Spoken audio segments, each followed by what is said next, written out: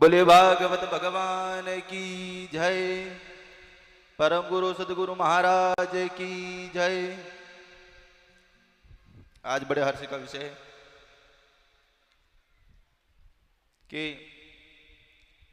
हम सबके आराध्य श्री कल्ला जी महाराज के कृपा पात्र पंडित श्री विकास जी नागदा की कथा रसमान हमें प्राप्त हो रहा है। इसी के साथ कई बार हमारी चर्चा होती है और कुछ कारणवश हम आ नहीं पाते हैं, पर से कानखेड़ी कथा इस लाइव चैनल के माध्यम से मैं प्रतिदिन मोबाइल पे देखता हूँ।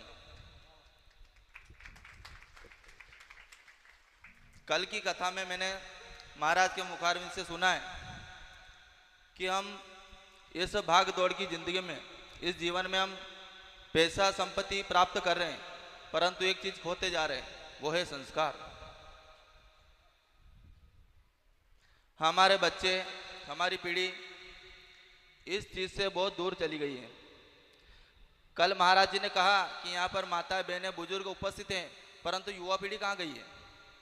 युवा पीढ़ी घर में बैठे बैठे व्हाट्सएप मोबाइल चला रहे और वहां से वो देश को चला रहे। हम ये कर देंगे, वो कर देंगे, इस प्रकार की कथा मैंने श्रवण करी है। काक चेष्टा बकोधम ध्यानम स्वान निंद्रा तथैवच अल्पाहारी ग्रह त्यागी विद्यार्थी पंचलक्षणम। हम बाल्यकाल से सीखते हैं कि विद्यार्थी के अंदर 5 गुण मेन है। काक चेष्टा, कौवे जैसी चेष्टा, बको ध्यानम, बगुला एक पांव पे खड़ा रहकर कई मिनटों तक अपना शिकार ढूंढ लेता है, वैसी चेष्टा होनी चाहिए। बको ध्यानम, काक चेष्टा बको ध्यानम स्वान निंद्रा, यानी कि कुत्ते जैसी निंदा। स्वान बोलते कुत्ते को। आप रात को 2-3 बजे भी पास चले जाओ, वो तुरंत खड़ा हो जाएगा। अल्पाहारी, विद्यार्थी का आहार होना चाहिए अल्प। माता बहने उसके दो, ए बेटा रुक, एक रोटी और खा लीजिए। अल्पाहारी नहीं, उसको दीर्घाहारी बना दिया। ग्रह त्यागी, यानी घर से छोड़ करके बालक कहाँ जाता है? घर से बाहर जाता है। कोई टीचर होता है, गुरु होता है, उसका बच्चा स्वयं नहीं पढ़ पाता है, वो विद्यालय भेजता है, गुरुकुल भेजता है। इस प्रकार से लक्षण कहाँ रहे हमारी संतान, हमारी आने वाली युवा पीढ़ी में? तो हमें इस संपत्ति पूंजी के साथ साथ कुछ अर्जन करने के साथ साथ संस्कार देने के लिए इस प्रकार की कथा, सत्संग, आयोजन, यज्ञ आदि में अपने युवा पीढ़ी को भी साथ रखना चाहिए।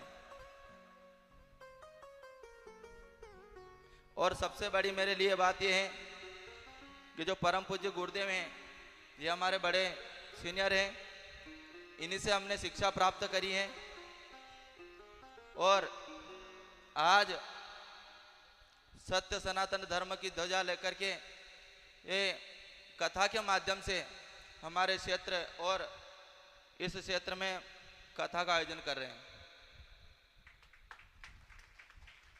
इसी के साथ मैं धन्यवाद देना चाहूँगा उन परिवार को जिनके द्वारा इस कानखेड़ी गांव में परममयी, पाप नाशिनी, समस्त पापों को और पीड़ाओं दुखों का नाश करने वाली पुण्यमयी भागवत का आयोजन हो रहा है। उन परिवार, धनगर परिवार को कोटि कोटि मेरा नमन।